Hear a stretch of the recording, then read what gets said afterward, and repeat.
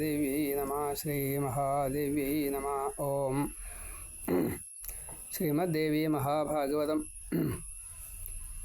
ഒന്നാമത്തെ സ്കന്ധം 10ാമത്തെ അധ്യായം. 4, 10, 14 3 അധ്യായങ്ങളിലായിട്ട് വ്യാസൻ ഭഗവാൻ മഹാദേവനെ ഭജിക്കുന്നതും സന്താനമുണ്ടാവണമെന്ന് പ്രാർത്ഥിക്കുന്നതും ശ്രീശുക ബ്രഹ്മർഷി പുത്രനായിട്ട് ഘൃതാചി എന്ന അപ്സരസിനെ സ്മരിച്ചുകൊണ്ട് അരണി കടയുമ്പോൾ അഗ്നി ഉണ്ടായ അതിൽ വീര്യം സ്ഖലിച്ചുകൊണ്ട് അതിൽ നിന്നുണ്ടായ ശുഖരൂപത്തിലുള്ള ശ്രീശുക ബ്രഹ്മർഷി ഘൃതാചി ഒരു തത്തയായിട്ട് പറന്നുപോയി എന്നും ആ തത്തയുടെ സ്മരണ ചെവി കുറച്ച് ഒരു പ്രത്യേക രീതിയിലുണ്ട്. അങ്ങനെ ശ്രീശുക ബ്രഹ്മർഷി ഒരു പ്രത്യേക വിഷ്ണുവിൻ്റെ അവതാരം തന്നെയാണ്, കൃഷ്ണൻ തന്നെ. ആ ഒരു രംഗത്തെ ഇവിടെ പറയണു. ഓം ശിവൻ്റെ അനുഗ്രഹാദി കാര്യങ്ങളാണ് ഇതിൽ പറയണത്. ശ്രീമദ്ദേവി മഹാഭാഗവതം ഇത് 6ാമത്തെ ഭാഗമാണ് ഇപ്പോൾ പാരായണം ചെയ്യണത്. പ്രഥമസ്കന്ധം 10ാം അധ്യായം. ഋഷികൾ ശൗനകാദി മഹർഷിമാർ രോമഹർഷണൻ എന്ന സൂതനോട് ചോദിക്കുന്നതായിട്ടുള്ള ഭാഗമാണ്.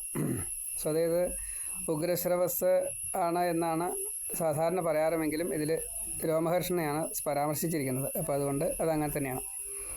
ഋഷികൾ ഓം സൂത നീ മുമ്പ് ചൊന്നല്ലോ വ്യാസനാം ഋഷിപുങ്കവൻ പുരാണമെല്ലാം ഉണ്ടാക്കി ശുകൻ ഓതിക്കൊടുത്തതായി വ്യാസൻ തപസ്സാലെ മട്ടിൽ ഉൽപ്പാദിപ്പിച്ചു പുത്രനെ വിസ്തരിച്ചോതുകിങ്ങെല്ലാം വ്യാസനോതി ഗ്രഹിച്ചപ്പോൾ സൂതൻ സാക്ഷാൽ ശുകൻ യോഗിമാരിൽ വെച്ച് അത്യുത്തമനാം മുനി വ്യാസങ്കൽ നിന്നുമുണ്ടായ വിധമോദാം സവിസ്തരം ശ്രീതാവ് മേരുശൃംഗത്തിൽ വ്യാസൻ സത്യവതി സുതൻ തപസ്സു ചെയ്താൻ അത്യുഗ്രം പുത്രാർത്ഥം ദൃഢബുദ്ധിയായി നാരദൻ ചൊന്ന വാഗ്ബീജം മന്ത്രം ഏകാക്ഷരം സദാ ജപിച്ചുകൊണ്ട് ആ പരയെ സേവിച്ചാൻ പുത്രകാമനായി. ശ്രീ മഹാദേവി നമ. ഓം ഐം നമ എന്ന വാഗ്ബീജ മന്ത്രം സരസ്വതി മന്ത്രമാണ്.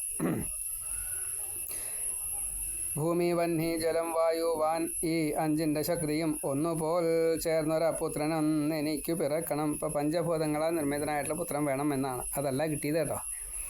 അശക്തനെ വെറുക്കുന്നു ലോകം പൂജിപ്പൂ ശക്തനെ, അതിനാൽ പൂജ്യ താൻ ശക്തി എന്നോർത്തു പലവട്ടവും സദാശിവയെയും സാക്ഷാൽ ശിവനെയും മുനീശ്വരൻ ധ്യാനിച്ചു ചെയ്താൻ നൂറ്റാണ്ട് തപസ്സാഹാരമെന്നിയേ.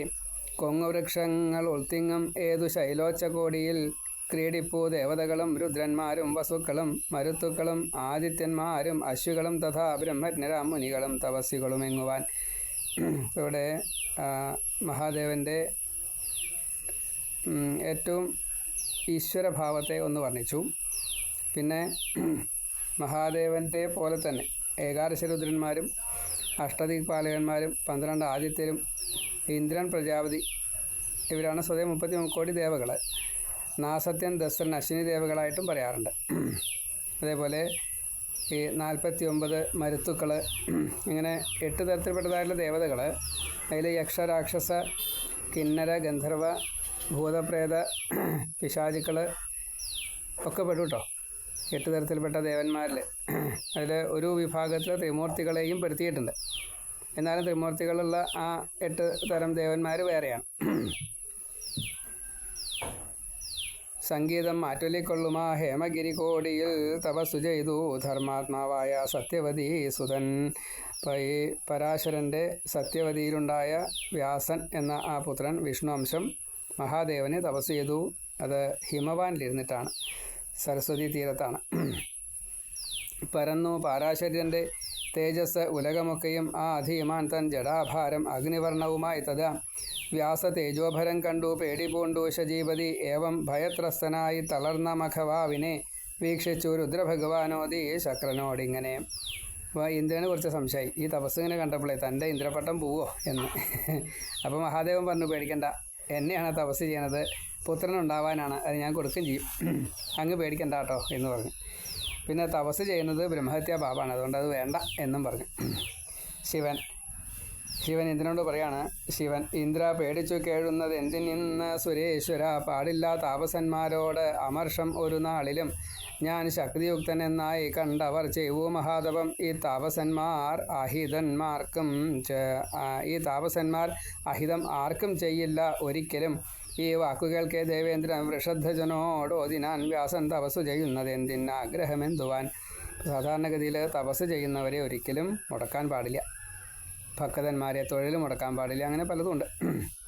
ശിവൻ, പുത്രാർത്ഥിയായി തപം ചെയ്വൂ പാരാശര്യൻ സുദുഷ്കരം, നൂറാണ്ടായി സൽസുതനെ ഞാനേകുന്നുണ്ടിന്ന് വാസവ. കനിവാർന്ന് ഇന്ദ്രനോടേവൻ ചൊന്നു സന്തുഷ്ടനായ ശിവൻ, വ്യാസൻ തൻ അന്തികത്തിൽ ചെന്നേവമോദി ജഗൽഗുരു. സർവത്ര ശിവനാമകീർത്തനം. ഹര ഹര മഹാദേവ. നമ ശിവായ നമ ശിവായ നമ ശിവായ.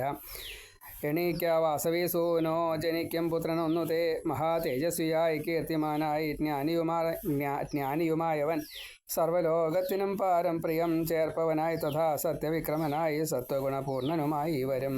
അനുഗ്രഹം കൊടുത്തു. ഉണ്ണി എല്ലാവരെക്കാളും മീതെ ഒരു സ്ഥാനം.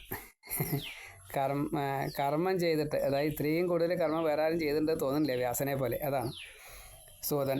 ശ്ലക്ഷ്ണമാമീ വാക്കുകേട്ട് കൃഷ്ണദ്വൈവായനൻ മുനി ശൂലപാണിയെ കൂപ്പിപ്പൂകിനാൻ സ്വീയമാശ്രമം. ചിരക്ലേശങ്ങളാൽ പാരം തളർന്ന ആശ്രമമെത്തവേ കടഞ്ഞു ഗുഹ്യമാം വന്നി അരണി കടകോലിനാൽ മഹാൻ തൻ ഉൾക്കുരുന്നിൽ കടഞ്ഞും കൊണ്ടിരിക്കവേ പുത്രോൽപത്തിപരം ചിന്താഭാരവും പൊങ്ങി തൽക്ഷണം. കടകോലുകൾ തൻ സംയോഗത്താൽ അഗ്നി ജനിക്കയാം ഔവണ്ണമേയുള്ളോ മട്ടുണ്ടാം സംയോഗജം സുഖം. പുത്രാരണീതി ചൊൽപ്പൊങ്ങും ഒരു താരുണ്യകോമള കുലീന ശീലവതിയാൾ ഇല്ല എനിക്കിങ്ങു പത്നിയായി. പുത്രനെ തരുവാനുള്ള മിടുക്കും പതിഭക്തിയും ഉള്ളോളും കാൽവിലങ്ങല്ലി വേൾപ്പത് എങ്ങനെ പത്നിയെ. ഇപ്പം ഞാൻ കല്യാണമൊന്നും കഴിച്ചിട്ടില്ല, പിന്നെ എങ്ങനെ എനിക്ക് കുട്ടിയുണ്ടാവുക? പുത്രാരണി എന്നാണ് പത്നിക്ക് പേര് വരിക. അപ്പോൾ അങ്ങനെയുള്ള ഒരു പത്നി എനിക്കില്ല. പക്ഷേ എനിക്ക് പുത്രൻ വേണമെന്ന് ആഗ്രഹമുണ്ട്. ഏതായാലും അത് ചിന്തിച്ചുകൊണ്ട് തന്നെ അരണി കടയുകയും ചെയ്തു എന്നാണ്. കുലീന ശീലവതിയാൾ എനിക്ക് ഇല്ല ഇങ്ങു പത്നിയായി. പുത്രനെ തരുവാനുള്ള മിടുക്കും പതിഭക്തിയും ഉള്ളോളും കാൽവിലങ്ങല്ലി വേൾപ്പത് എങ്ങനെ പത്നിയെ. അഴകും കഴിവും പാതിവ്രത്യവും പൂണ്ട നാരിയും സ്വേച്ഛാസുഖം ചരിപ്പോൾ താൻ സദാ ബന്ധനരൂപയും. പെണ്ണാം കെട്ടിൽപ്പെട്ടു വാഴുകയല്ലി ശിവനും അദ്രിമേൽ വരിപ്പതെങ്ങനെ ഇവൻ ഗാർഹസ്ഥ്യം ബഹുദുർഘടം. ഏവം ചിന്തിക്കുമാ വ്യാസൻ തൻ്റെ ദൃഷ്ടിപഥത്തിലായി കാണായി വാനിൽ തഥാ ദിവ്യരൂപയായ കൃതാചിയെ ചാരെ കടൽക്കൺ കളിയൊത്തപ്സരോ നാരിയാമവൾ.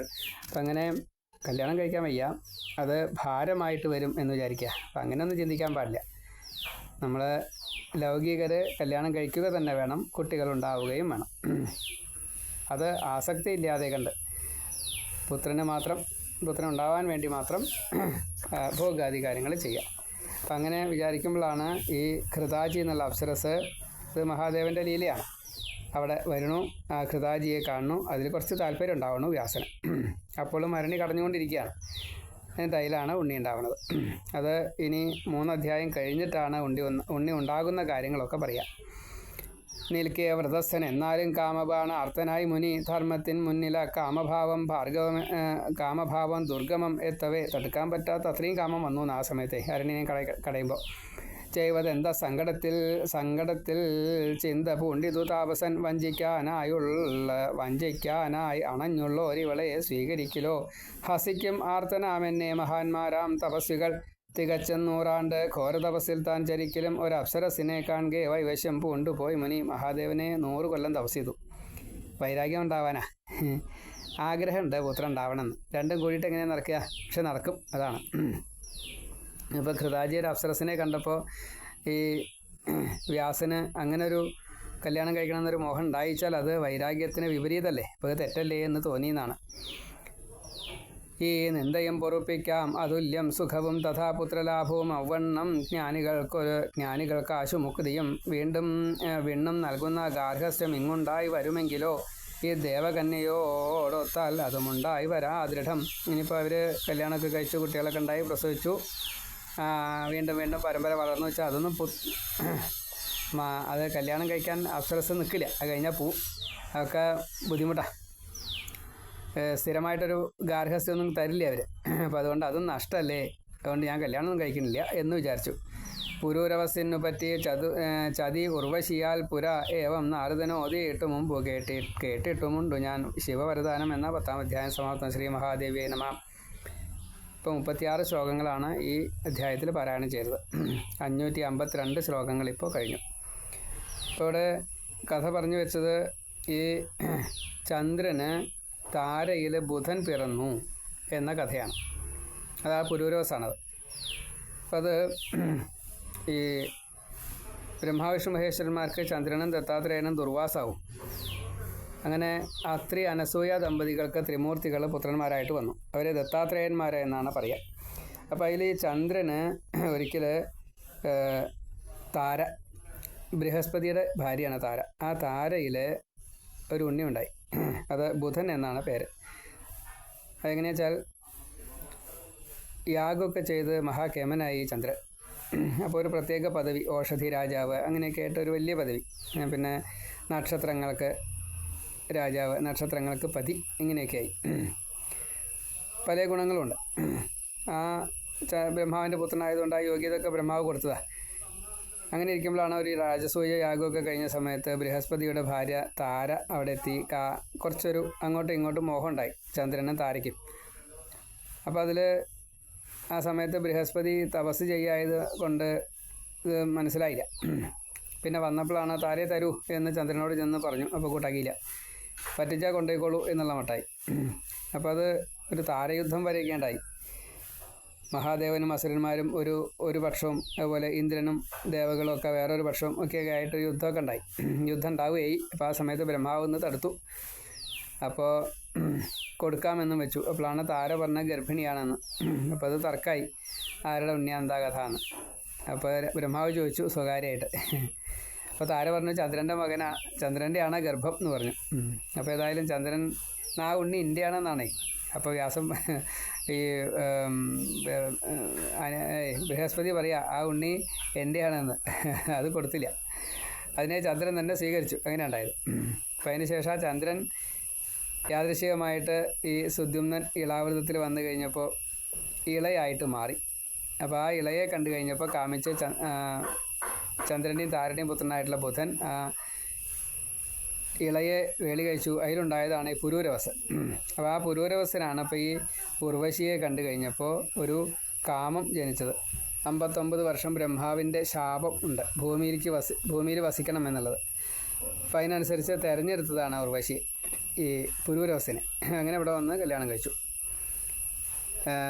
2-3 ഉപാധികളൊക്കെ വെച്ചിട്ടാണ് കല്യാണം കഴിച്ചത്. നെയ്യ് മാത്രമേ കഴിക്കുള്ളൂ, നഗ്നത ഈ മൈഥുന സമയത്ത് മാത്രമേ കാണാൻ പാടുള്ളൂ, എൻ്റെ 2 ആട്ടിൻകുട്ടികളുണ്ട്, ആട്ടിൻകുട്ടികളെ സൂക്ഷിക്കണം, ഇതിനെന്തെങ്കിലും വിഘ്നമുണ്ടായാൽ ഞാൻ പോവും എന്നെല്ലാം പറഞ്ഞുകൊണ്ട്. പിന്നെ 59 വർഷം സുഖിപ്പിച്ച് കഴിച്ചു എന്നാ. അതിനുശേഷം ഇന്ദ്രൻ്റെ സഭയിലേക്ക് ഉർവശി എത്തണമെന്ന് തോന്നിക്കഴിഞ്ഞപ്പോൾ ഗന്ധർവന്മാരെ വിട്ടു. ഒരു മിന്നലുണ്ടാക്കി, മഴയുണ്ടാക്കി, ആടുകളെ കരയിച്ചു. ഏതായാലും ആ സമയത്ത് രാത്രിയായിരുന്നു. എന്താ എൻ്റെ ആടുകൾ കരയണമെന്ന് ചോദിച്ചു ഉർവശി. കുറച്ച് ചീത്തയൊക്കെ പറഞ്ഞു ഈ പുരൂരവസനെ. അപ്പോൾ വാളും പിടിച്ചോടി, തുണി കൊടുക്കാൻ മറന്നു, നഗ്നത. ആ സമയത്ത് ദേവന്മാർ, ഈ ഗന്ധർവന്മാർ മിന്നലുണ്ടാക്കി. അപ്പോൾ ആ മിന്നലിൽ പുരൂരവസൻ്റെ നഗ്നത കണ്ടു. ആടുകളെ കൊണ്ടുപോവുകയും ചെയ്തു. അപ്പോൾ എന്തായി, രണ്ട് കാര്യം തെറ്റി. അപ്പോൾ അതുകൊണ്ട് ഞാൻ ഉപേക്ഷിച്ച് പോവുകയാണ് എന്ന് പറഞ്ഞു ഉർവശി പോയി. അങ്ങനെയുള്ള കഥകളാണ്. പിന്നെ ഉർവശിയുടെ പിന്നാലെ കുറച്ച് ചെല്ലൊക്കെ ഉണ്ടായി. അതിന് ശേഷം ഉർവശി ഗന്ധർവന്മാരെ പ്രീതിപ്പെടുത്താൻ പറഞ്ഞു. പിന്നെ ആലിൻ്റെ കഷ്ണം കൊടുത്തു. അത് ആലിൻ്റെ ഒരു വിത്താണ് കൊടുത്ത്. അതെന്തായാലും ഒരു പാത്രമായിട്ടാണ് കൊടുത്തത്. അതിലാണ് പാത്രത്തിൽ പിന്നെ ആല് വളരുന്നു. ആ ആലിൻ്റെ കഷ്ണം അരണിയായിട്ടെടുത്തു. അതിൽ അരണി കടഞ്ഞ് അഗ്നി ഉണ്ടാക്കി പുരൂരവസ് യാഗം ചെയ്ത് സ്വർഗത്തിലെത്തി ഉർവശിയെ കണ്ടു. അപ്പോൾ മതി എന്ന് തോന്നി, വീണ്ടും തിരിച്ചു വന്നു. പിന്നെ മുക്തി നേടുകയും ചെയ്തു. അപ്പോൾ ഇങ്ങനെ ഒരു വലിയ കഥയാണത്. അപ്പോൾ അതിൽ കുറച്ച് ഭാഗങ്ങൾ ഇവിടെ നമുക്ക് പറയുകയാണ്, കേൾക്കാം. അടുത്ത അധ്യായത്തിൽ 11-ാമത്തെ അധ്യായത്തിൽ 86 ശ്ലോകങ്ങളുണ്ട്. വലിയ ശ്ലോകമാണ്, വലിയ അധ്യായം. നമുക്ക് വായിച്ചു പോകാം. ഋഷികൾ 11-ാം അധ്യായം. ഋഷികൾ. ആരി പുരൂരവസ് ആരി ദേവകന്യക ഉർവശി മഹാത്മാവാമാ നൃപന് വന്നതെങ്ങനെ സങ്കടം രോമഹർഷണസൂനോ നീ ചൊന്നാലും കഥയൊക്കെയും നിൻ മുഖത്താരൊലിത്തേനിൽ കൊതിപ്പോർ ഞങ്ങളേവരും രസമൂറുന്ന നിൻ വാണി സുധയേക്കാൾ പ്രിയങ്കരം മതി ഞങ്ങൾക്കില്ല കേട്ടാൽ വിണ്ണോർക്ക് അമൃതിലെന്ന പോൽ സൂതൻ മുനിമാരെ കേട്ടുകൊൾവിൻ ദിവ്യമോഹനമക്കഥ മഹാത്മാവാം വ്യാസനോതി കേട്ട മട്ടിൽ കഥിക്കുവൻ താരയെന്നായി കേളി കേട്ടോൾ വ്യാഴത്തിൻ പ്രിയപത്നിയാൾ രൂപയൗവന സൗന്ദര്യപൂർണയാമാമതാർത്ഥയാൾ യജ്ഞം നടത്തും ശശിതൻ ഗൃഹത്തിൽ ചെന്നിതേകത ആ തിങ്കൾ നേർമുഖം പൂണ്ടായു രൂപയൗവനശീലയെ കണ്ടു കാമാർത്തനായി തീർന്നു തഥാ രാകേശൻ എത്രയും അവളും വിധുവെ കണ്ടു കാമപീഡിതയായി ഭൃശം തഴച്ചിദേവം അവരിൽ ഉൾപ്രേമം മാരമാലിനാൽ ഹിന്ദുവും താരയും തമ്മിൽ ഒത്തിണങ്ങി മതാന്ധരായി പരസ്പര സ്പൃഹയോടും ക്രീഡിച്ചങ്ങനെ വാഴുകവേ കഴിഞ്ഞു പോയി തൊട്ടേറെ നാളുകൾ താൻ രതിലീലയിൽ ദുഃഖാർത്തനം വ്യാഴമാട്ടെ താരയെ കൊണ്ടുപോകുവാൻ സ്വശിഷ്യനെ അയച്ചിട്ടും പോന്നില്ല ഇന്ദുവശങ്കത. ശ്രീ ഗുരുവായൂരപ്പ. വിധു, ചന്ദ്രൻ, ഇന്ദു, ശീതാംശു, മന്ദൻ, രാകേശൻ, ശശാങ്കൻ, ശശി, രാഗാപതി, രോഹിണീപതി, ഉടുപതി, ഭാഷാധിപതി, വൃക്ഷപതി, ബ്രഹ്മപുത്രൻ, അത്രിസുതൻ, അനസൂയാത്രിസുതൻ, താരാപതി, ഇങ്ങനെ അനവധി പേരുകളാണ് ചന്ദ്രനുള്ളത്. ദുഃഖാർത്തനാം വ്യാഴമാട്ടെ താരയെ കൊണ്ടുപോരുവാൻ സ്വശിഷ്യനെ അയച്ചിട്ടും പോന്നില്ല ഇന്ദുവശങ്കത. അതാണ്. തിരിച്ചയച്ചു വിധു ആ ശിഷ്യനെ പലവട്ടവും തഥാ കോപിച്ചു ഗുരുതാൻ അണഞ്ഞാൻ ശശിതൻ ഗൃഹം. ഉദാരബുദ്ധിയാം വ്യാഴം അവിടെ ചെന്നു സത്വരം മതത്താൽ മതിവിട്ടോ നാം മതിയോടോതി രോഷവാൻ. ധർമ്മം വെറുക്കുമ കർമ്മം ശീതാംശോ ചെയ്തതെന്തു നീ എന്തിങ്ങു വെച്ചിരിക്കുന്നത് എൻ മനോഹരി ഭാര്യയെ. ഗുരുവല്ലോ ഞാൻ നിനക്ക്, നീയോ ഞങ്ങൾക്ക്, നീയോ യജ്ഞങ്ങൾ ചെയ്യുവോൻ പോറ്റാൻ ഭുജിക്കാനും എന്തേ മൂഢ നീ ഗുരുപത്നിയെ പ്രാപിക്കുക എന്നത് ബ്രഹ്മഹത്യാപാപാണ്. അതിന് പരിഹാരമില്ല. അപ്പോൾ ചന്ദ്രൻ പറയണത് എന്താ വെച്ചാൽ ഗുരുവിൻ്റെ പത്നിയാണെന്നുള്ളതൊന്നും എനിക്കറിയില്ല. എൻ്റെ പത്നിയായിട്ട് ഇവിടെ വന്നു, ഞാൻ സ്വീകരിച്ചു, അതിൽ തെറ്റുണ്ട് തോന്നുന്നില്ല.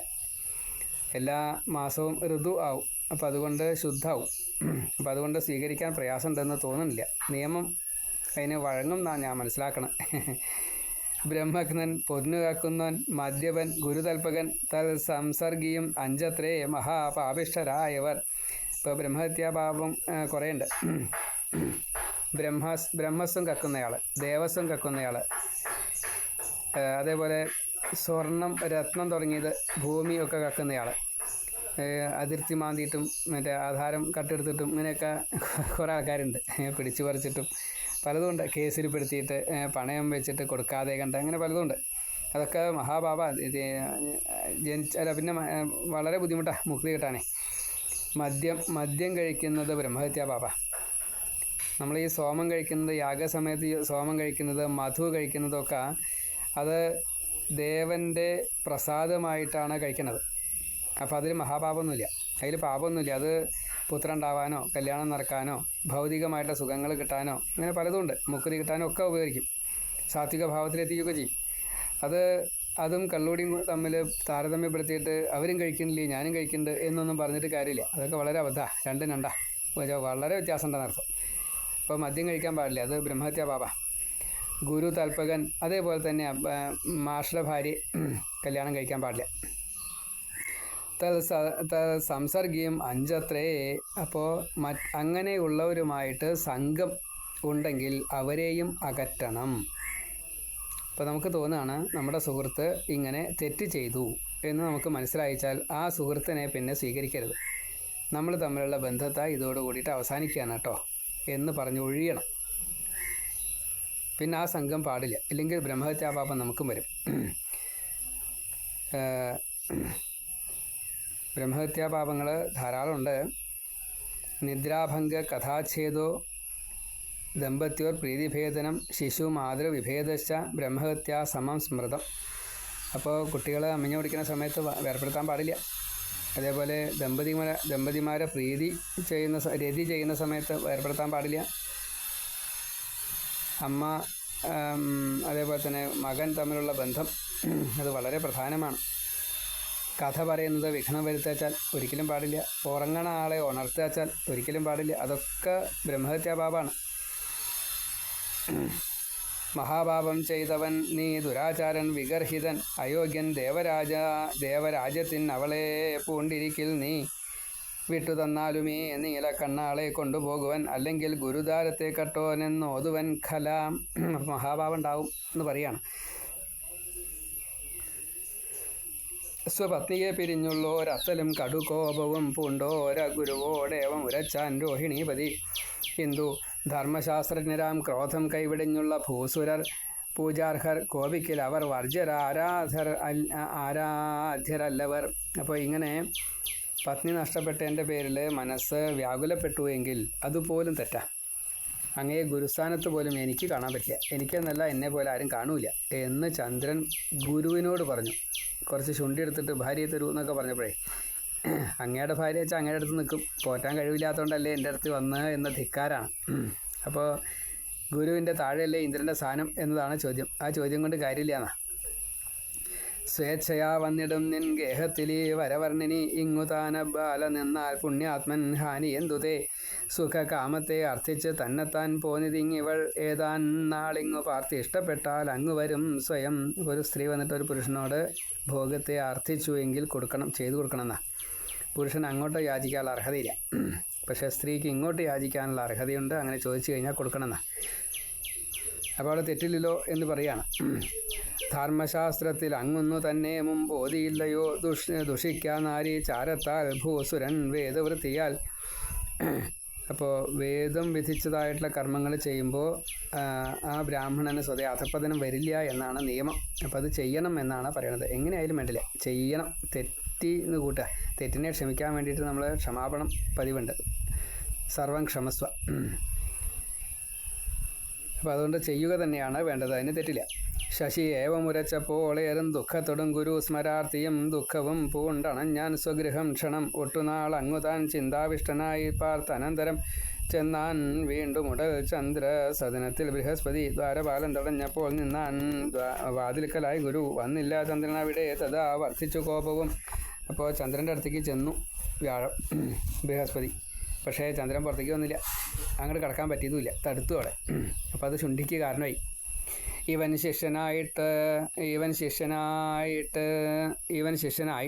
എൻ ശിഷ്യനായിട്ടും അമ്മയാം ഗുരുപത്നിയെ ബലാൽ ഗ്രഹിക്കയാൽ ശിക്ഷിക്കേണ്ടതാണീ അധർമ്മിയെ. ഏവം കോപിച്ചു വാതിൽക്കൽ നിന്നുകൊണ്ട് ഓതിനാൻ ഗുരു, എന്തേ കിടക്കുന്നതുള്ളിൽ പാപ മന്ദ സുരാധമ. തന്നാലും പത്നിയെ ശീഘ്രമല്ലെന്നാലോ ശപിക്കുവൻ, ഭസ്മീകരിപ്പൻ പ്രിയയെ തന്നില്ലെന്നാൽ അസംശയം. അപ്പം ഇങ്ങനെയൊക്കെ പറയണം. എന്താ വെച്ചാൽ അവിടെ ശാപം ഭരിക്കില്ല എന്ന് തോന്നുന്നുണ്ട്. അതുകൊണ്ടാണ് ശാപം ഭരിക്കൂല. കാരണം ശപിക്കാനുള്ള കഴിവ് ഈ കാമം കൊണ്ട് നഷ്ടപ്പെട്ടു. കാമം വന്നാൽ അങ്ങനെ ഒരു കുഴപ്പമുണ്ട്. കാമക്രോധാദികൾക്ക് അടിപ്പെട്ടിട്ട് എന്തെങ്കിലും ചെയ്തു കഴിഞ്ഞാൽ, ഇപ്പോൾ ഈ ദുർവാസാവിൻ്റെ ഒക്കെ ശാപം ക്രോധം കൊണ്ടല്ല, അഗസ്ത്യൻ്റെ ശാപം ക്രോധം കൊണ്ടല്ല. അപ്പോൾ നമ്മളത് മനസ്സിലാക്കണം. എന്തുകൊണ്ട് ശപിച്ചു? അവർക്ക് ഇന്നൊന്നും കിട്ടാനില്ല. ഈ ശാപം ഏൽക്കേണ്ടയാൾ ആ ശിക്ഷയ്ക്ക് അർഹത വന്നു, അതുകൊണ്ട് ശപിക്കുക. അപ്പോൾ ഇവിടെ അങ്ങനെയല്ല. ഇവിടെ അത് പറ്റാത്തതുകൊണ്ടാണ് ഞാൻ ശപിക്കും എന്നൊക്കെ തന്നെ പറഞ്ഞതേ. വസിഷ്ഠൻ നിമിയെ ശപിച്ചില്ലേ, വീണു പോകട്ടെ എന്ന്. ശരീരം വീണുപോയി. അപ്പോൾ അങ്ങനെയൊക്കെ ശപിക്കാൻ വസിഷ്ഠന് അനുവാദം ചോദിക്കൊന്നും വേണ്ട. ഇവിടെ ചെറിയൊരു കുഴപ്പമുണ്ടാവണ്ട. സൂതൻ ഏവം ഓരോന്നുരയ്ക്കുന്ന ഗുരുവിൻ ക്രൂരഭാഷണം കേട്ട് വീട്ടിൻ വെളിയിലേക്കാശു പോന്നാൻ ശശാങ്കനും. ചിരിച്ചുകൊണ്ടോതി ചന്ദ്രൻ പുലമ്പുന്നതും എന്തു നീ, നിനക്കയോഗ്യയെ നീലക്കണ്ണാൽ ലക്ഷണമൊത്തവൾ. നിനക്കു ചേർന്ന വൈരൂപ്യവതി അന്യയെ വേൾക്ക നീ, പിച്ചക്കാരൻ്റെ വീട്ടിൽ നിന്ന് ചേർന്നോളല്ലീ വരാങ്കന. അപ്പോൾ നിനക്ക് അർഹതയില്ല എന്ന് വ്യാഴത്തിനോട് ചന്ദ്രൻ പറയാ. സുന്ദരി അല്ലാത്തൊരു പെണ്ണിനെ പോയിട്ട് കല്യാണം കഴിച്ചോളൂ.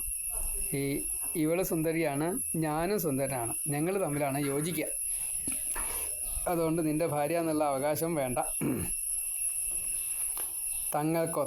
തങ്ങൾക്കൊത്തോരിലെ പ്രേമം നാരികൾക്കു ഭവിച്ചിടു. കാമശാസ്ത്രത്തീർപ്പ് അതൊന്നും അറിയുന്നില്ല മൂഢ നീ. യഥേഷ്ടം പോക ദുർബുദ്ധി തരില്ല ഈ മോഹനാംഗിയെ. ശക്യമെന്തതു ചെയ്താലും വരവർണ്ണിനിയെ തഥാ. കാമാർദ്ദന നിന്റെ ശാപം ഫലിക്കിൽ എന്നിൽ നിശ്ചയം. തരാ ഞാൻ കാന്തയെ ഗുരോ ചെയ്യാമിച്ചിപ്പതൊക്കെയും. സൂതൻ ചിന്തയിൽപ്പെട്ടു രോഷാന്ധൻ ഗുരുവീ വാക്കു കേൾക്കവേ. ക്രോധത്തോടും ചെന്നു ശചീപതി ഗേഹത്തിൽ വിദ്രുതം. ദുഃഖാർത്തനായി വന്നണഞ്ഞ ഗുരുവെ കണ്ടു വാസവൻ. പാദ്യാർഘ്യാചമനീയങ്ങൾ നൽകി പൂജിച്ചിരുത്തിനാൻ. സുഖാസീനൻ ഗുരുവോട് പിന്നെ ചോദിച്ചു സാദരം ശോകാർത്തനെ പോൽ കാൺമോ നിൻ ചിന്തയെന്ത് മഹാമുനെ എന്നാട്ടിലെൻ്റെ ഗുരുവേ അപമാനിച്ചതാരുവാൻ നിനക്കധീനമെൻ സൈന്യം ലോകപാലരുമൊക്കവേ ബ്രഹ്മാവും വിഷ്ണുവും രുദ്രൻ താനും മറ്റു സുരേന്ദ്രരും തുണയ്ക്കാനുണ്ടെന്തു പിന്നെ ചിന്ത അങ്ങേക്ക് ചൊൽക നീ ഗുരു മീനലോചനയാമെൻ്റെ താരയെ കട്ടിത ശശി തരുന്നിൽ എത്ര യാചിച്ചു നോക്കിയിട്ടും ദുഷ്ടനാമവൻ എന്തു ചെയ്യട്ടെ ഞാൻ ശക്ര നീ താൻ ശരണമിന്നുമേ സഹായം ചെയ്യുക ദേവേശ ദുഃഖിതൻ ഞാൻ ശതക്രതോ ഇന്ദ്രൻ വിഷാദിക്കായിക ധർമ്മജ്ഞാൻ ഞാൻ നിൻ അടിമ സുഹൃത കൊണ്ടുവന്നേകുവൻ നൂനം നിൻ പത്നിയെ മഹാമതേ ഞാനെൻ ദൂതനെ വിട്ടിട്ടും മതത്താൽ തന്നിടായികിലോ അടർ ചെയ്യുവനപ്പോൾ ഞാൻ ദേവസൈന്യ സമേതനായി ആശ്വസിപ്പിച്ചു ഗുരുവേ ശക്രൻ സോമനടുത്തുടൻ വാഗ്മിയാം ദൂതനെ ചൊല്ലിവിട്ടാൻ വാർത്തയുരയ്ക്കുവാൻ സമർത്ഥനാമവൻ ചന്ദ്രലോകത്തിൽ ചെന്നു സത്വരം രോഹിണീപതിയോടെ അവം ചൊന്നാൻ ചൊല്ലി അയച്ചപോൽ നിന്നോടുരയ്ക്കുവാൻ ഇന്ദ്രൻ ചൊല്ലിവിട്ടവനാണു ഞാൻ മഹാമതേ കതിപ്പൻ ഞാൻ ദേവേശൻ തൻ്റെ വാക്കുകൾ ധർമ്മജ്ഞൻ നീ നീതിയെല്ലാം അറിയുന്നോൻ മഹാശയ ധർമാത്മാവാത്രി നിൻ താതൻ അധർമ്മം ചെയ്യൊലാ ഭവാൻ രക്ഷിപ്പൂ ഭാര്യയെ ശക്തിയൊത്ത പോലേതു ജീവിയും അതിൻ പേരിൽ താൻ ജനിപ്പൂ ഷണ്ഠയും ശങ്കയില്ലതിൽ യത്നിപ്പൂതാര സംരക്ഷയ്ക്ക് അവനും നിന്റെ മാതിരി തന്നെ പോൽ താൻ കാണുക മറ്റുള്ളവരെയും സുധാനിധേ നിനക്കുണ്ട് 28 ഭാര്യമാർ ദക്ഷപുത്രികൾ നല്ലോരായി പിന്നെ എന്തിത്ര മോഹിക്കാൻ ഗുരുപത്നിയെ വെണ്ണിൽ സുന്ദരിമാരായി വർത്തിപ്പൂ മേനകാദികൾ പൂണ്ടുകൊള്ളുക അവരെ സ്വേച്ഛ പോൽ നീ വിടുക താരയെ അഹന്തയാൽ ഈശ്വരന്മാർ നിന്റെ വൃത്തികൾ ചെയ്യുകിൽ അജ്ഞന്മാർ അനുവർത്തിക്കും അപ്പോൾ ധർമ്മക്ഷയം വരും വിട്ടാലും അതിനാൽ സുന്ദരാംഗിയാം ഗുരുപത്നിയെ നീ നിമിത്തം സുരന്മാർക്ക് യുദ്ധമുണ്ടാക്കി വയ്ക്കുല സൂതൻ ശക്രവാക്യം കേട്ട് തെല്ലു കോപം പൂണ്ടു ശശാങ്കനും ശക്രന്റെ ദൂതനോടേവം ചൊന്നാൻ ഭംഗിയിലുത്തരം ഇന്ദു ധർമ്മജ്ഞൻ നീ മഹാബാഹോ ദേവകൾക്കധിപൻ സ്വയം അവണ്ണം താൻ പുരോധസ്സും രണ്ടാൾക്കും ബുദ്ധി ഒപ്പമാം മറ്റുള്ളവർക്ക് ഉപദേശിക്കാൻ പലരും മികവേറുവോർ കാര്യം വന്നാൽ സ്വയം ചെയ്യുവോരോ വിരളമെത്രയും ബാർഹസ്പത്യം ശാസ്ത്രമത്രേ സ്വീകരിപ്പതുമാനവർ തെറ്റെന്തു തന്നെ കാമിക്കും നാരിയെ പൂണ്ടുകൊള്ളുകിൽ. ഇപ്പോൾ സാധാരണഗതിയിൽ നാം നമ്മളെ പോലെ തന്നെ മറ്റുള്ളവരെ കാണണം. അവർക്ക് എന്താണോ അവകാശം അത് കിട്ടാനുള്ള അർഹതയുണ്ട്, നമ്മളെ പോലെ തന്നെ അവർക്കും. ഇന്നത്തെ ലോകത്തിൽ എന്താ വെച്ചാൽ ഈ അവകാശബോധമുണ്ട്, പക്ഷേ കർത്തവ്യം ചെയ്യാറില്ല, കർത്തൃബോധം ഇല്ല. അപ്പോൾ അത് ശരിയല്ല. ഞാൻ ചെയ്യേണ്ടത് ഞാൻ ചെയ്യുക വേണം. എനിക്ക് അർഹത എല്ലാവർക്കും ഉള്ള പോലെ തന്നെ എനിക്കും അർഹതയുണ്ട് എന്ന് നമ്മൾ അറിയാൻ വേണം. അവകാശബോധമുണ്ട്, അർപ്പണബോധമില്ല. അങ്ങനെയായിട്ട് കാര്യമില്ല. അതേപോലെ മറ്റുള്ളവരോട് ഉപദേശിക്കാനൊക്കെ മഹാകേവന്മാരെല്ലാവരും അതെ ചെയ്യൊന്നുമില്ല. ഇനി അവനവൻ ചെയ്യണം. അതാണ് ഗുരുവിൻ്റെ പ്രത്യേകത. ആചാര്യൻ എന്ന് പറഞ്ഞു കഴിഞ്ഞാൽ ആചരിക്കണം, അവനെ ആചാര്യനാവുള്ളൂ. നല്ലോണം ആചരിച്ച് മറ്റുള്ളവർക്ക് അനുകരിക്കാൻ വരണം. അത് ആ ഒരു സ്ഥാനത്ത് എത്തിക്കഴിഞ്ഞാലേ അനുകരിക്കാൻ സാധിക്കൂ എന്നത് സത്യം. പക്ഷേ അതുവരെ ഈ ഗുരുവിനെ സേവ ചെയ്തുകൊണ്ട്, ആചാര്യനെ സേവ ചെയ്തുകൊണ്ട് അതിനുള്ള അർഹത നേടണം എന്ന് സാരം. അപ്പോൾ ഇവിടെ ചന്ദ്രൻ പറയുകയാണ് ഗുരുവിനോട്, നീ പറഞ്ഞൊക്കെ ശരിയാ, പക്ഷേ ഇതൊക്കെ കുറച്ചൊരു അഹങ്കാരം കൊണ്ടല്ലേ. ആത്മീയത നിനക്ക് നല്ലോണം വന്നിട്ടുണ്ടെന്നാ. പത്നിമാരും ഭർത്താക്കന്മാരും അവരവർക്ക് യോജിച്ച പതി പത്നി അണച്ചാലാണ് സുഖിക്കുക. നിങ്ങൾ തമ്മിൽ ഒരു ചേർച്ചയില്ല. നീ വിരൂപനാ, ഞാനോ സുന്ദരനാണ്. അപ്പം എന്നോട് താല്പര്യം ഉണ്ടാവും, ഇവിടെ നിന്നോട്ടെ. അതിന് നിനക്കെന്താ വിരോധം? നീ വേറെ ആളെ കല്യാണം കഴിച്ചോ. ഗുരുവിനോടാണ് ചന്ദ്രൻ പറയണത് ഈ വാക്കേ. കാര്യം മറ്റുള്ളവരോട് ഉപദേശിക്കുന്ന ആ ആള് ഒരു കാര്യം വന്നു കഴിഞ്ഞാൽ ഈ ഉപദേശമൊക്കെ മറക്കും, എന്നിട്ട് സ്വയം വേണ്ടാതൊക്കെ ചെയ്യേ. അതുപോലല്ലേ ഇപ്പം നീ ചെയ്യണ എന്നാണ് ഗുരുവിനോട് ചോദിക്കണത്. ശപിക്കാനൊന്നും കൂട്ടിയാൽ പറ്റില്ല എന്ന് പറയുകയാണ്. സ്വകീയം ബലികൾക്കെല്ലാം ദുർബലർക്കൊന്നുമല്ല താൻ ഹരേ തൻ്റേത് അന്യൻ്റേത് എന്നൊക്കെ മൂഢബുദ്ധികൾ തൻ ഭ്രമം. ഇപ്പോൾ നല്ല ബലശാലികൾ വെച്ചാൽ ഇത് എൻ്റെയാണ് എന്ന് ഉറപ്പിക്കാൻ സാധിക്കും. ബലമില്ലാത്തവർ അവനൊരു കൂട്ടിയേ പറ്റില്ല. അപ്പോൾ അവരുടെ മുതൽ ആൾക്കാർ കൊണ്ടുപോകും. അത് ഭൂമിയായാലും പെണ്ണായാലും സ്വർണ്ണമായാലും അധികാരമായാലും ഒക്കെ മറ്റുള്ളവർ തട്ടിയെടുക്കും. അതാണ് നമ്മൾ രാജാക്കന്മാരെയൊക്കെ കഥ കേട്ടിട്ടില്ലേ. ഞാൻ എൻ്റെ എന്നൊന്നും വെച്ചിട്ടൊരു കാര്യമില്ല. ഭഗവാൻ പോലും അത് സമ്മതിക്കുന്നില്ല. അതൊക്കെ ബുദ്ധിയില്ലാത്തവരെ അങ്ങനെയൊക്കെ ചെയ്യുള്ളൂ. എന്നിൽ പോൽ ഗുരുവിൽ താരക്കില്ല താൻ അനുരാഗവും ധർമ്മമോ നീതിയോ സന്ധ്യജിപ്പത് അങ്ങ് അനുരക്തയെ ഭ്രാതാവിൻ പത്നിയെ കാമിച്ചന്നേ വാഗ്പതിയോടവൾ വെറുപ്പിൽ താൻ പ്രേമമറ്റാലുണ്ടാമോ ഗാർഹികം സുഖം. ഇപ്പോൾ ബൃഹസ്പതി ഏട്ടൻ്റെ ഭാര്യയായിട്ടുള്ള ഗർഭിണിയായിട്ടുള്ള സ്ത്രീയെ പ്രാപിച്ചു. ഉദത്യൻ എന്നാണ് ഏട്ടൻ്റെ പേര്. അപ്പോൾ ഏട്ടൻ്റെ ഭാര്യ ഗർഭിണിയാണ്. ആ സമയത്ത് ബൃഹസ്പതിക്ക് ഒരു പുത്രൻ ഉണ്ടാവാനുള്ള യോഗമുണ്ട്. അപ്പോൾ സ്ത്രീകളെയൊന്നും കണ്ടില്ല. അപ്പോൾ ഏട്ടൻ്റെ പത്നി അവിടെയുണ്ട്. ഏട്ടൻ്റെ പത്നിയോട് ഈ കാര്യം പറഞ്ഞു. പ്രാപിക്കുകയും ചെയ്തു. അപ്പോൾ ഉള്ളിലുള്ള ആൾ ഗർഭം ആണ്. ആ സമയത്ത് ഗർഭിണിയാണ്. ഉള്ളിലുള്ള ആൾ കാലമുണ്ട് ഈ ദ്വാരം അടച്ചു. അപ്പോൾ ശുണ്ഠി വന്നു, ശപിച്ചു, കണ്ണ് കാണാതെ ജനിക്കട്ടെ എന്ന്. അങ്ങനെ അദ്ദേഹം കണ്ണില്ലാണ്ടാണ് ജനിച്ചത് ആ ഉണ്ണി. ഈ ബൃഹസ്പതിയുടെയും ഈ ഉദധ്യൻ്റെ പത്നിയുടെയും മകൻ ഭരതൻ എന്ന മഹാരാജാവിൻ്റെ പുത്രന്മാർ മരിച്ചു പോയ സമയത്ത് ദേവീദേവന്മാരും ഋഷിമാരും എല്ലാവരും പറഞ്ഞിട്ട് ആ ഉണ്ണിയെ ദത്തെടുക്കാനുണ്ടായത്. പിന്നെ വിദധൻ എന്ന പേരിൽ ഉണ്ണിയെ എടുക്കുകയാണ് ഉണ്ടായത് എന്ന് സാരം. അപ്പം ഇങ്ങനെ ചിലപ്പോൾ അബദ്ധങ്ങൾ സംഭവിക്കാറുണ്ട്. അങ്ങനെ അബദ്ധങ്ങൾ സംഭവിക്കുന്ന സമയത്ത് നിയമത്തെ പറഞ്ഞു കൊടുക്കുന്നയാളാണ് ഗുരു. ആ ഗുരുവാണ് ഇപ്പോൾ നിയമം തെറ്റിയിട്ട് നടക്കുന്നത്. അതുകൊണ്ട് എനിക്ക് പേടിയില്ല കേട്ടോ എന്ന് ചന്ദ്രൻ പറയുകയാണ്.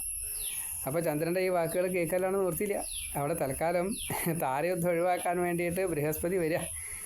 താരയുദ്ധം ഒഴിവാക്കണമെന്ന് ആഗ്രഹിച്ചുകൊണ്ട് തന്നെ ബ്രഹ്മാവിനോട് പറയണു. ബ്രഹ്മാവ് വന്നിട്ട് ആ താരയുദ്ധത്തിന് തടയുകയും ചെയ്യണം. അങ്ങനെയുള്ള കാര്യങ്ങൾ അവിടെ നടക്കുക. അത് പറയാനാണ് ഇനി അടുത്ത ഭാഗങ്ങൾ നമ്മൾ വായിക്കണത്. ഭ്രാതാവിൻ പത്നിയെ കാമിച്ചന്നേ വാഗ്പതിയോടവൾ വെറുപ്പിൽ താൻ പ്രേമമറ്റാലുണ്ടാമോ ഗാർഹികം സുഖം. നൽകാ ഞാൻ താരയെ ദൂതാ പോകാം പോയി പറയൂ ഭവാൻ സർവശക്തൻ ഭവാൻ ഇന്ദ്ര ചെയ്യുക തോന്നുന്നതൊക്കെയും. സൂതൻ ശശി ഏവമുരച്ചപ്പോൾ ശക്രസന്നിധി പുക്കുടൻ ദൂതൻ ചന്ദ്രൻ ചൊന്നതെല്ലാം അറിയിച്ചു സുരേന്ദ്രനെ. മുഴുത്തു കോപം ഇന്ദ്രൻ ആ വാർത്തയെല്ലാം ശ്രവിക്കവേ ചെയ്താൻ ഇന്ദ്രൻ ഗീഷ്പതിയെ തുണയ്ക്കാൻ സൈന്യശേഖരം. ഗുരുദ്വേഷത്തിനാൽ യുദ്ധവൃത്താന്തം കേട്ടു ശുക്രനും കൊടുത്തുപോകായിക എന്ന ആശു ശശിയെ പോയി വിലക്കിനാൻ. നിനക്കിന്ദ്രനുമായി പോരിലേൽക്കേണ്ടി വരുമെങ്കിലോ സഹായമേകുവൻ മന്ത്രശക്തിയാൽ തേ മഹാമതേ. അപ്പോൾ അസുരന്മാരുടെ ഗുരുവായിട്ടുള്ള ശുക്രാചാര്യർ പറഞ്ഞു ചന്ദ്രനോട്, കൊടുക്കണ്ട കേട്ടോ, ഞങ്ങൾ അസുരന്മാരോട് കൂടിയിട്ട് നിന്നെ സഹായിക്കാം. ചന്ദ്രനോട് പറയാം. അവിടെ അപ്പുറത്ത് ബൃഹസ്പതിയാണല്ലോ. അപ്പോൾ അവർ തമ്മിൽ എതിരാണ്. ഗുരുവും മറ്റേ ശുക്രനും തമ്മിൽ എതിരാണ്. ഗുരുദാരങ്ങൾ തൻ വാർത്ത കേട്ടോരഭൂതനാഥനും ശുക്രൻ ഗുരുദ്വേഷി എന്നായി കണ്ടു സഹായമേകിനാൻ. ദേവാസുരന്മാർ അന്യോന്യം ചെയ്തോരപ്പോരനേകനാൾ താരകാസുരയുദ്ധം പോൽ നീണ്ടു നിന്നു മുനീന്ദ്രരെ.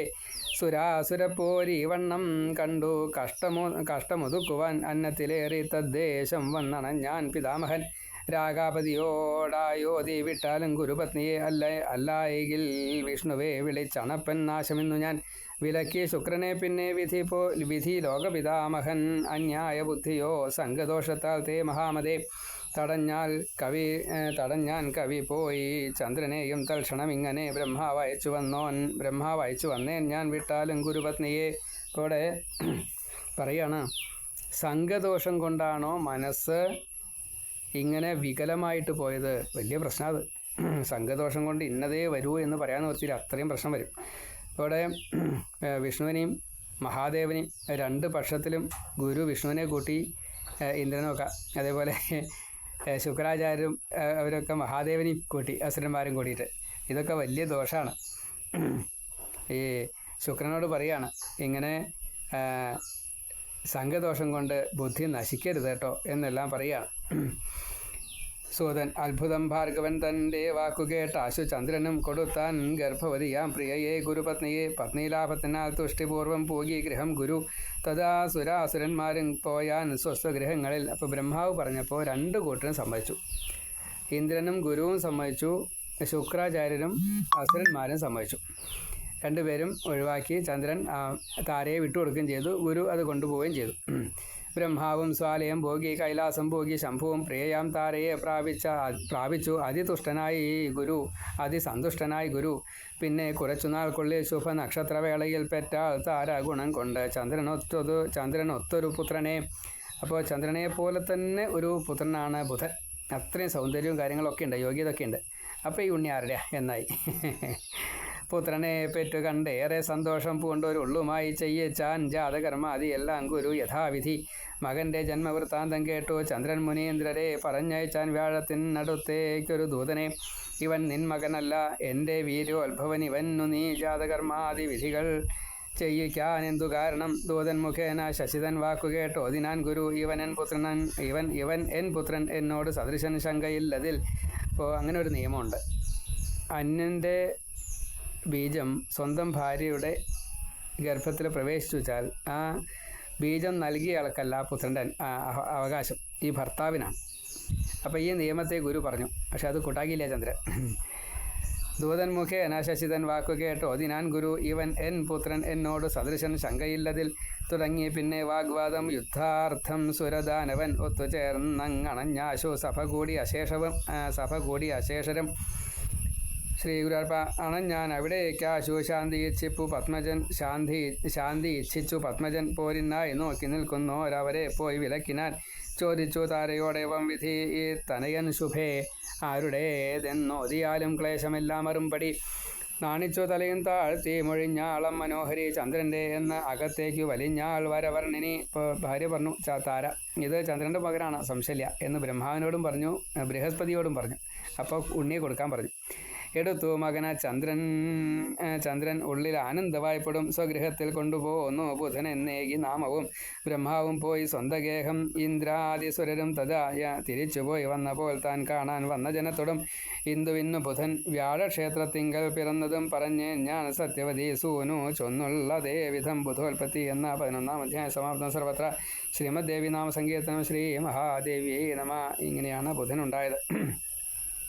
ഇനി ഇളാവൃത കഥ സുദ്യുമ്ന സ്തുതിയാദി കാര്യങ്ങൾ പറയുകയാണ്. അത് പുരൂരവസ് ഉണ്ടായിട്ടുള്ള സമയത്ത് ഇള ആൺവേഷം വീണ്ടും തിരിച്ചു കിട്ടാൻ വേണ്ടിയിട്ട് പ്രാർത്ഥിക്കുന്നതായിട്ടുള്ള രംഗമാണ്. അത് നമുക്ക് നാളെ വായിക്കാം. സർവത്ര ശ്രീമദ് ദേവി നാമസങ്കീർത്തനം. ശ്രീ മഹാദേവിയെ നമ.